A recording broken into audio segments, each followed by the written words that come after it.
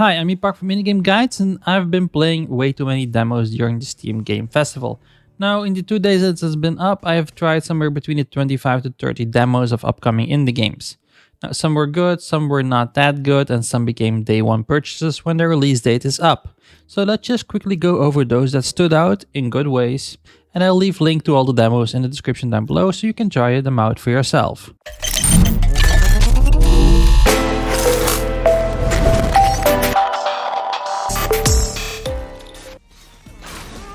Bloodroots is a very stylized game where you try to rush through levels as quickly as possible, racking up combos by killing opponents in many different ways. Now, I've played through the demo in mere 8 minutes, and immediately I had to play it a few more times until my last run was just about 3 minutes. It's just a very exhilarating game where you want to kill all the opponents in just the right way to make the killing ballet look even better than it did the last time.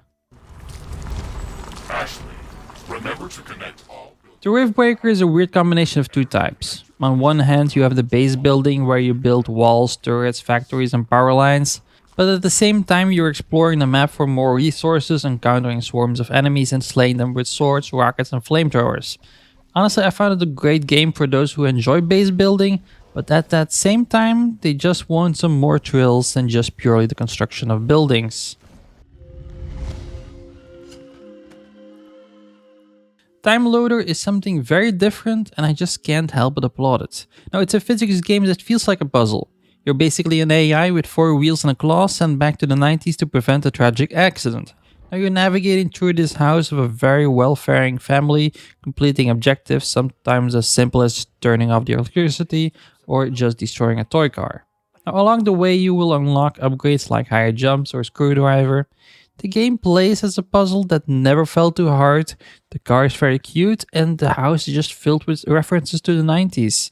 And I just find it very awesome for that.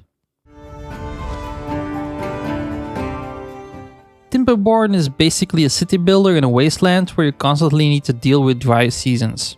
Now, at first glance, the main selling point seems to be the fact that you'll be managing beavers instead of humans. They're cute and funny to look at, the entire buildings are themed to suit their appearance, but the game is just so well designed, so vertical architecture is really encouraged. It's got a day and night cycle, the ability to redirect rivers and reinvigorate nature. So yes, the game is beaver themed, but the main selling point for me is that it just clicks. The game is as solid as a city builder actually can get. The Last Stand Aftermath is a combination of my two favorite types of games. Now, it's a roguelite and a survival. Now, every time you die, you get a new survivor with randomized gear. You get in a car and make multiple stops. At each stop, you will scavenge for gear, food, and fuel for your car. Now, of course, the main enemy are the hordes of zombies, so you can either choose to fight your way through them or sneak past them. You will even need to participate in events to get certain rewards. And if you get eaten, the next survivor will have the upgrades based on your last round, just like in a roguelite. Now, what I really like is that you can choose to slowly become undead but gain powerful mutations like not flinching when you get struck. The visuals are great and the combination of a roguelite and zombie survival feels perfect in this instance, so this game was actually for me the biggest surprise on this list. Machina is the first of the 3 games that I'm going to be buying at the first day that it releases. Now, it's an RPG where you play as a robot and you can control other robots at the same time.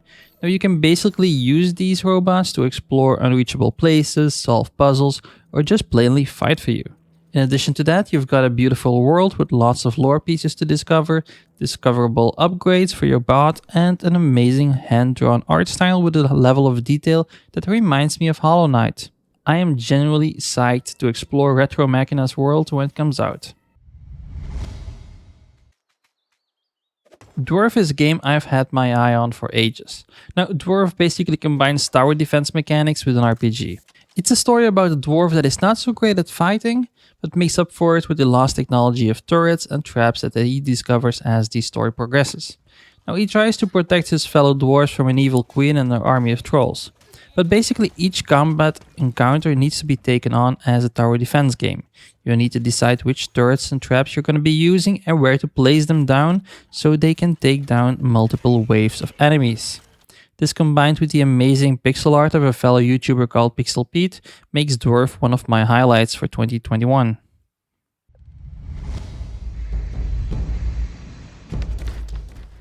Now, one of my favorite all-time city builders is Frostpunk, and I'm having a really hard time to not compare Dream Engine's Nomad Cities to it.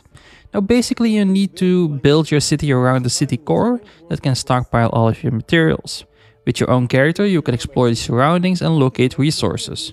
You'll place a factory on these resources and link it with a rail system to other factories and your city core. Now you will need to set up defenses against the Dream Plagues, which are an enemy hell-bent on destroying you. But our attacking waves will keep getting stronger over time, till a point where you just use your city core to launch up into the sky. Now it's a clever setup, because you constantly need to readjust your town to new surroundings, decide which buildings to take with you to your next destination and which to leave behind, and all that not only as a hand of God, but you also have your own little character to play around with, to explore your surroundings with. It's just a really clever setup and I really applaud it. And those were all the demos that I found the most intriguing so far during the Steam Game Festival.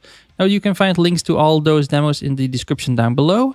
And if you think I missed one or you're just excited for a specific game, let me know in the comments down below. I want to thank you for watching and I'll see you in the next one.